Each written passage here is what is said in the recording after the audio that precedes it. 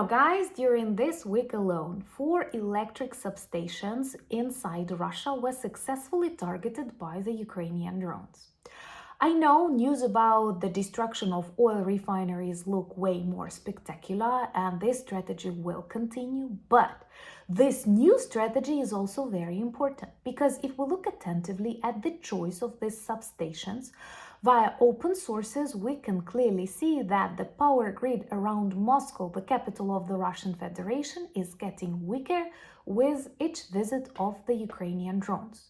And for example, Moscow, the capital of the Russian Federation, plunged into darkness, is the best message to the population of Russia and perhaps an extremely important signal to the rest of the world: Russia can and will be defeated.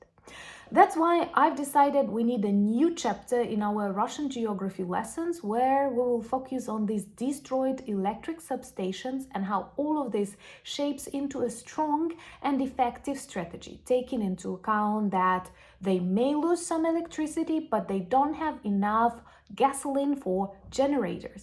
And by the way, they don't seem to be that adaptable as Ukrainians in Russia. My name is Anna, I'm from Ukraine, I'm in Ukraine, and if you want to see the defeat and demilitarization of Russia that has already started, please subscribe and share these videos to spread the truth and demonstrate your solidarity with Ukraine and witness the collapse of the Kremlin together. That will be a beautiful day. So let's begin with our new chapter of the Russian geography lessons, where we focus on the electric substations destroyed by the Ukrainian drones. Once again, it's not all over your news. I personally believe that not enough attention is paid to the destroyed oil refineries inside Russia and that explosions and detonations continue constantly hurting already existing gasoline crisis and destroying Russian economy. But now a new strategy is being born, and that's the paralysis of the electricity power grid. Russians did that to us every year, every winter, and Ukraine learns on its mistakes. Plus, taking into account all the violence, we are very tolerant and still keep sending this pretty peaceful but eloquent messages. So the Ukrainian drones targeted 4 substations located quite far away from each other, proving the Russian air defense is not working. They don't have enough for oil refineries, so they don't have any for their electric substations.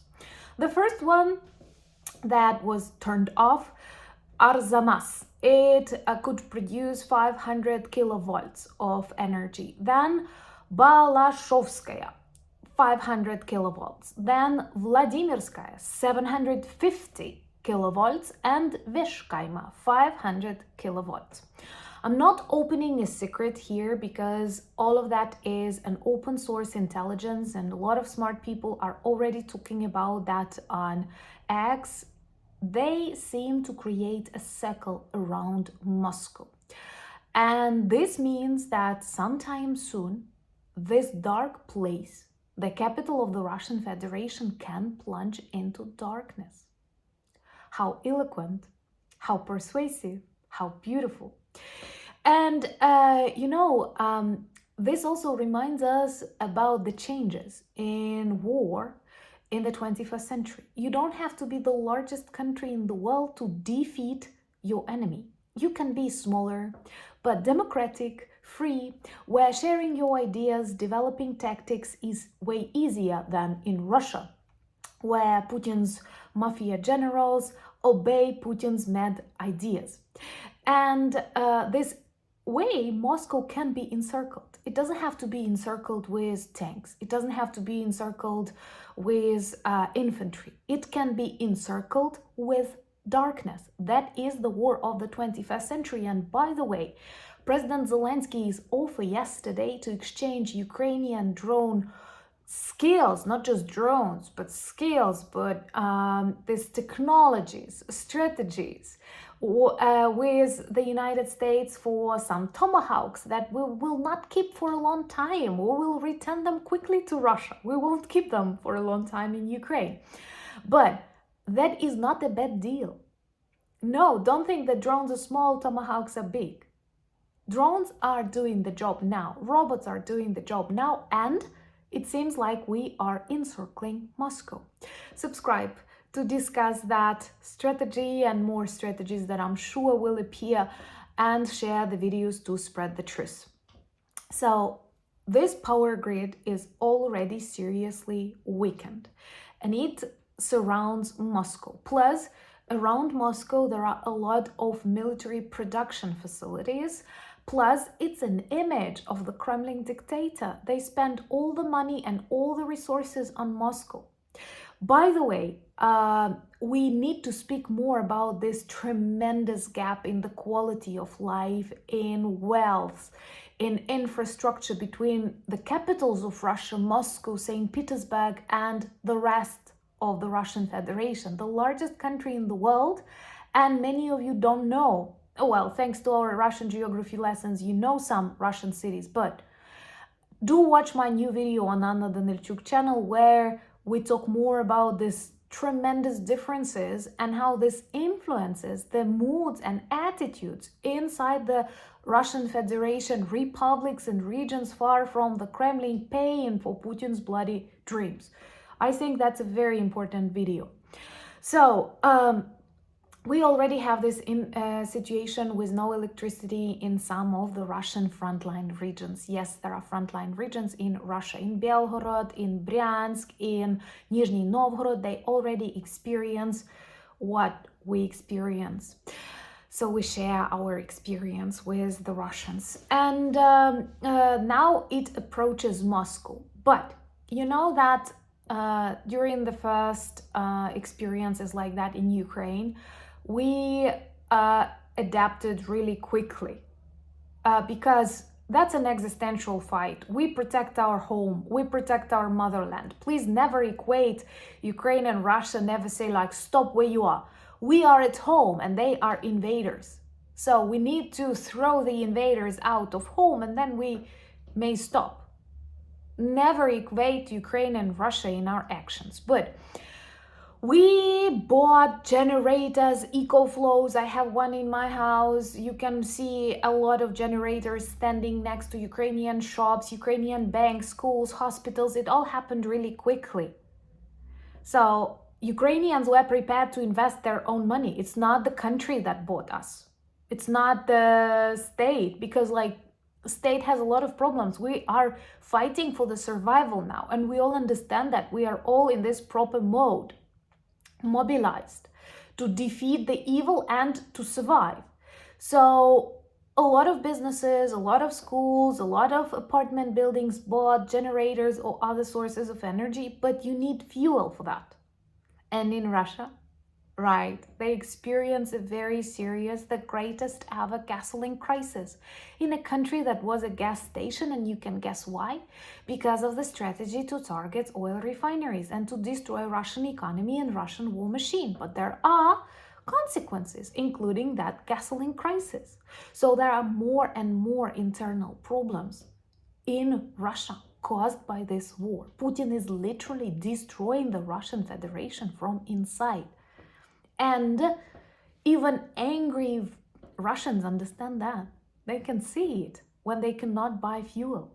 And the further they are from Moscow, the more they suffer. So what do we have? Ukrainians who want to survive, who stand for their home, who are prepared to invest money in generators, who can get petrol. We can buy it, we have it. And Russians who do not understand what's happening. This war was not on their territory and they liked it, but now when they smell it, they don't like it. I wonder why. And they are not the nation that will spend money on generators, but even if they were ready, this won't give them anything because they don't have gasoline. That's genius. Plus, we do not target people. We simply send powerful messages via the destroyed Russian power energy system. That's the core of the Russian war machine and the core of the Russian budget. And winter is coming. Winter is cold, not just in Ukraine, it's way colder in Russia and in Moscow. During the end of the Second World War, just before the victory, powerful messages were sent by allies to Berlin.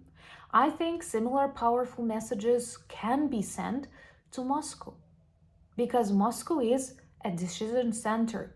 And already a lot of Putin's mafia friends, oligarchs who live there, who cannot fly because Moscow is a no-fly zone, who experience air raid alerts, who hear explosions on the nearby oil refineries, understand they are in trouble because they supported the idea of this war. It's not just Putin's war. And just have a look at how nicely the strategies, Ukrainian strategies on how to defeat and demilitarize way bigger nuclear country work well together. First, you erase their oil refineries, you fuel the gasoline crisis, and then you hit the power grid around Moscow. Let's watch and see. And talking about weather, what is the weather like in your parts of the world? It's so interesting to learn more, and it's a kind of information that I'm sure you are free to share. It's not dangerous, but this creates this amazing feeling that we know each other, we feel each other, and I'm very grateful to feel you as a part of our community. So join if you're new, because a lot of people watch these videos without subscription. That's the easiest way to find a lot of friends. And join me on X, Instagram, Blue Sky, Discord, Threads, all the links in the description of this video. Check the merch shop for lots of good items that turn you into ambassadors of Ukraine and help you remind people about our fight and the need to defeat the evil. And thank you for buying me coffees, becoming my patrons and sponsors of the channel. But most importantly, thank you for standing with Ukraine. Slava Ukraini!